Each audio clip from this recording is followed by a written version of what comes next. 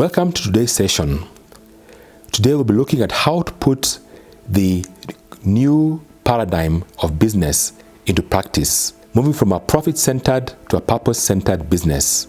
Last time we talked about how a new economic order is being birthed and how in the year 2020, 50 years after Friedman launched his famous phrase that the key purpose of business is to maximize stakeholder benefit, the result of which has been a world in which the rich get richer and the rest of the world, including all other forms of capital, are diminished.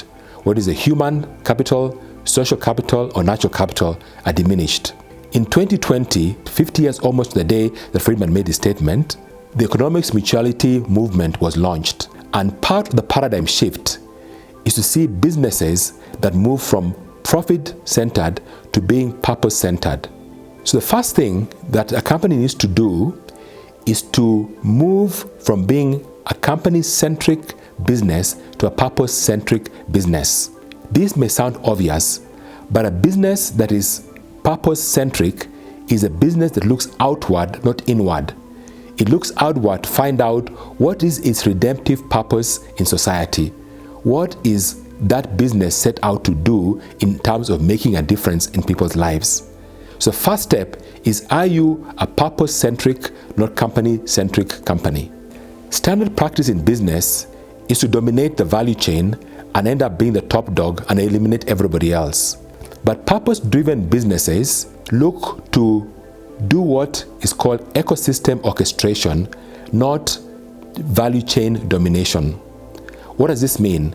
If you're purpose-driven, then you look for all people who align with that purpose, including your competitors, because the marketplace is large enough for all of us to collaborate in order to bring about healing to the broken world around us.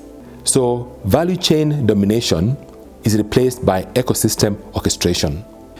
The third thing is a company needs to move beyond only financial performances to look at other value creations for other capitals. The company needs to realize that it cannot thrive unless the human capital, social capital, and natural capital are also thriving.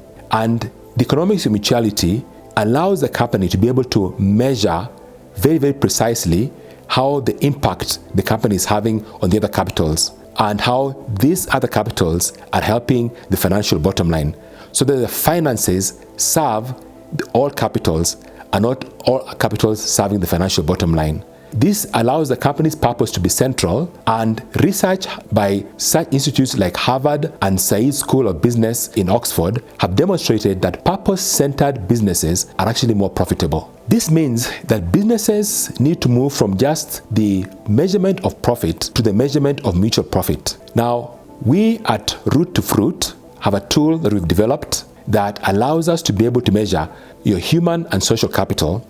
This tool is based on the matrices that were discovered after several years of research by the Mars Corporation that shows those attributes of a business that result in human and social capital. Each of these attributes selected are attributes that are transferable globally and from community to community, and these are attributes that are measurable and attributes that company can actually address in order to bring about change in their social and human capital spheres. So the question I would have for you as you listen to this today, especially those of you who are listening from Africa or working in business in Africa, we have many Christians who are in business, but the question, is your business Christian? Those are two very fundamentally different paradigms. Many Christians in business work in a business without ever really questioning whether that business has any redemptive purpose. But the question I leave for you today is that if your business is Christian, it means your business is beginning to discover its redemptive purpose for being here or being in the community in which it is located. I'll give you an example. One business, a pharmaceutical company, was selling drugs to try and address the problem of diabetes. Of course, every business desires to outdo its competitors. But if the purpose of that business was purely profit, then they would try and outdo every other drug company that sells in that community. So instead, this business chose to make purpose the center. And the purpose was to reduce the incidences incidences of diabetes in that community by 1/3 in every year for the next several years. So what did that mean? They went to the other drug companies and said, could we reduce the incidences of diabetes in these communities rather than could we sell more drugs? That meant they had to look at all the stakeholders who are part of that problem. Diabetes, especially type 2 diabetes, has several contributors. There is the whole issue of lifestyle. They had to go back and ask, how do you change about people's lifestyles so they actually have less and less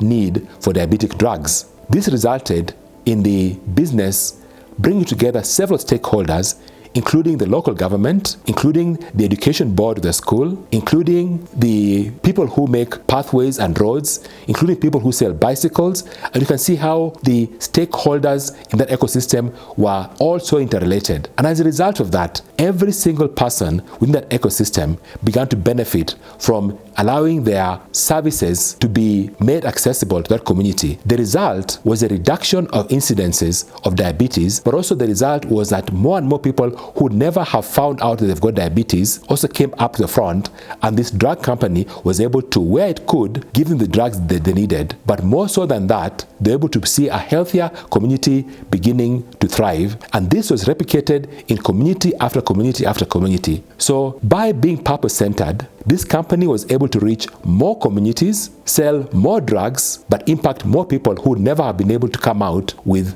demonstrating their challenge of living with type 2 diabetes. So it is ironical that by being purpose-driven, you actually have a bigger chance to impacting more people and actually making more profit, but also bringing in all the stakeholders to actually collaborate in trying to solve a common problem. So what is the redemptive purpose of your business? Root to Fruit offers a 2.5-day workshop that allows us to be able to review and understand where core beliefs come from for a business and how one's business can actually become purpose-driven rather than profit-driven. Thank you.